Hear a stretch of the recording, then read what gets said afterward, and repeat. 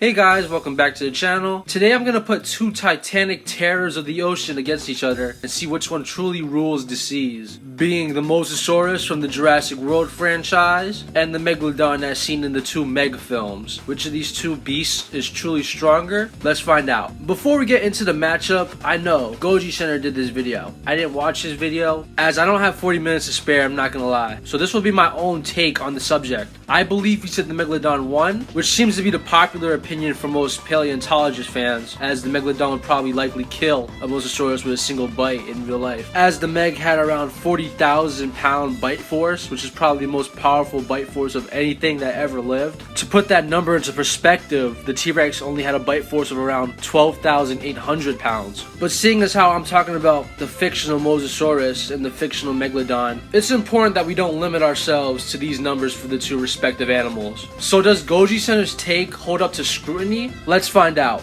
But before that, I want to thank you guys for the constant support. It really means a lot. So if you've been watching my videos, thank you. And if you're new here, be sure to subscribe. It's a free way to support me and the content, and you can unsubscribe anytime you want. And if you guys are watching this video, I suggest you watch my Peter Jackson King Kong versus Rexy video, as it goes more in depth with the Jurassic Park scaling as a whole. But without wasting any more time, let's start off with the Meg scaling. Starting off with the Meg's lower ends, it should sit comfortably in the wall tier in terms of physical AP. This is demonstrated in the films as even weaker Megs can rip apart whales, and in the sequel it's shown that even Tyrannosaurus Rexes were on the table, both of these animals being around wall level respectively. I feel like it's important to note that both of these kills are really casual kills as well, and they don't really scale to each other at all, suggesting that the Meg is significantly stronger than wall level animals. The movie also states that they feared nothing as they had no predators, and like their real life counterparts, they had the hardest bite of anything that ever lived. Using this, we can upscale them off of the blue whale, which has around building level kinetic energy. This is fair enough in my opinion, as whale calls are used to distract and lure the Meg, suggesting to me that even whales were on the food chain, granting them at least around building level AP. But moving on to some of the calculations and feats now.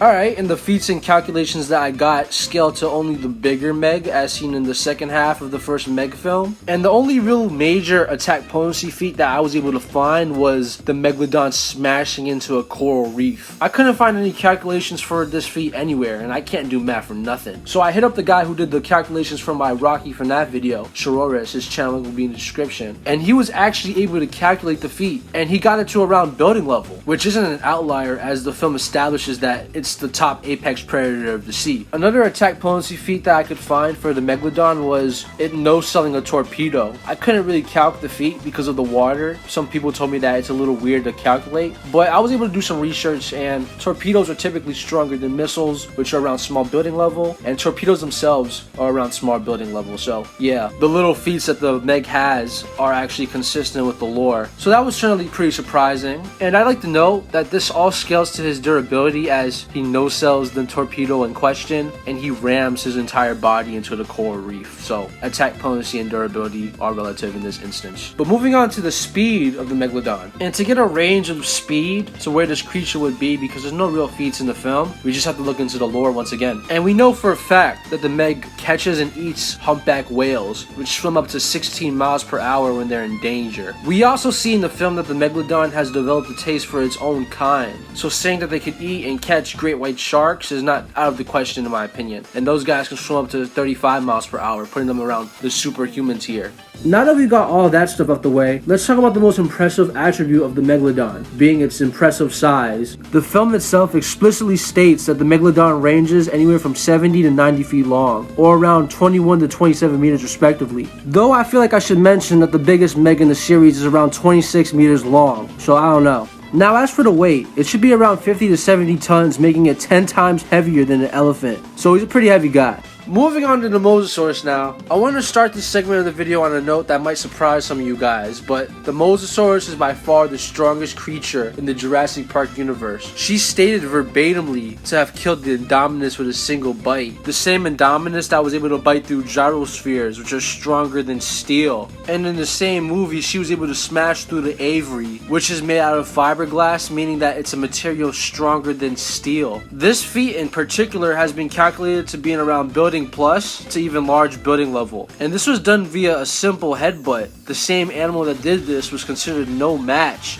for the Mosasaurus. The Mosa also has some statements saying that she's the queen of the ocean, meaning that she upscales from blue whales like the Meg, and it was stated that if anything in the verse put up on her, it would likely lose. I use statements because it's actually consistent with the calculations we have for her feats, as in Fallen Kingdom she was shown being able to destroy a submarine, with this particular feat being calculated anywhere from large building plus to even city block level. But taking a step away from AP to talk about the size of this creature, and to be fair, it's pretty inconsistent, with some of the lower ends for the creature size ranging from around 21 to 25 meters, or around 68 to 82 feet long respectively. But you could argue that due to on-screen size and scale, that the Mosasaurus would be well over 100 feet, as there's multiple scans about how they made the Mosasaurus bigger to make it look more imposing in the film, with even Steven Spielberg himself demanding that they make the creature bigger. Using the CGI model seen in the film, then you could argue that the Mosasaurus is around 100 feet to 120 feet. But it could possibly be even longer, as a scan for Jurassic Park Dominion is over 150 feet long. So it's kind of all weird and inconsistent in that regard. She also completely dwarfs two humpback whales as seen in Jurassic Park Dominion. But I bring up all of these lengths because I want to establish that the Mosasaurus should be relative to even the biggest Megalodon seen. But you could make the argument that she's even longer than the Megalodon. Now moving on to her weight, where she's around 25 to 30 tons, as there's scans that say that this is her weight, and there's another scan that says that she's 3 times heavier than the T-Rex, which is around 9 tons. But moving on to the speed stuff, where she's kind of lacking, not gonna lie, as her only feats are her catching a pterodon mid-flight and grabbing the Indominus, which I don't know if you want to scale Mosa to some of the Indom's feats, as the Indominus can fight on par with Rexy and dodge raptors, but I think overall it was shown pretty blatantly that the Mosasaurus caught the Indominus off guard. So attempting to scale the Mosasaurus to some of the Indom speed feats would be a little weird in my opinion. But overall, I still have the Mosasaurus at around peak human to superhuman speed, as even real Mosasauruses could swim to up to 30 miles per hour, which is superhuman. This is consistent as the Mosa has a taste for sharks, as seen in the 2 films. The previously mentioned sharks can swim up to 35 miles per hour, or around superhuman speed as well. So as you can see, the Mosa kind of just blatantly outscales the Megalodon, even using the Meg's highest ends that I was able to find. Sure, the building feat was pretty casual, but there's a slight pause in between from when the Meg completely burst through the rock, implying that it's around that level of power. Compare this to the Indom's headbutt, which produced more energy and was more seamless.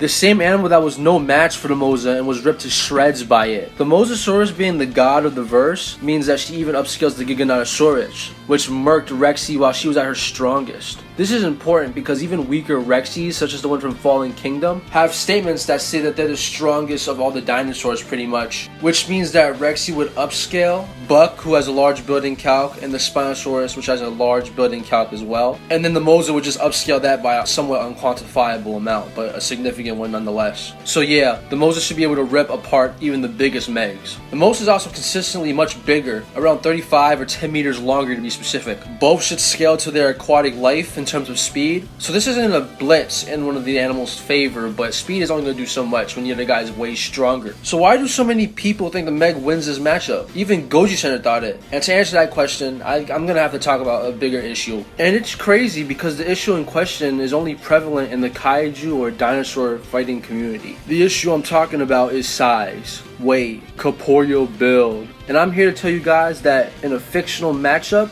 it does not matter at all. I know that Goji-Center used a very small estimate of where the Mosasaurus should scale in order to equalize their size. That type of stuff doesn't matter at all because the Mosasaurus would still have the same feats which are objectively better than the Megalodons. Stuff like the armor and underbelly of the animal doesn't matter at all because this is a fictional scenario. Maybe if this was an equal stat scenario, or this was a matchup based on the real life version of these two animals. But if you're trying to apply real life principles to fictional animals, 9 times out of 10 you're gonna be wrong. Because I guarantee you, most of the time you look into a fictionalized version of a real creature, the fictional based version is going to be a lot stronger if you actually do the math. Trying to apply real life principles to fiction is not going to get you anywhere. And like I said, this is only an issue in the dinosaur or kaiju community. People talk about the weight, the height. You don't see these points when people are talking about another verse or a different piece of fiction. Like let's take Superman versus Peter Jackson King Kong for example. One has more armor, one one is bigger, taller, he weighs more, and the other guy is Superman. Obviously, Superman's narrative is that he's a super strong dude, but same principle still applies to fiction as a whole. Even if the animals in question are portrayed to be equivalent to our real life versions, it's still important that you look into the feats, the calculations, the lore of the verse, because 9 times out of 10 you'd be surprised by who's winning most of these matchups. And with that, I'll let you guys go. We'll be back next week, and remember, stay big, G fans.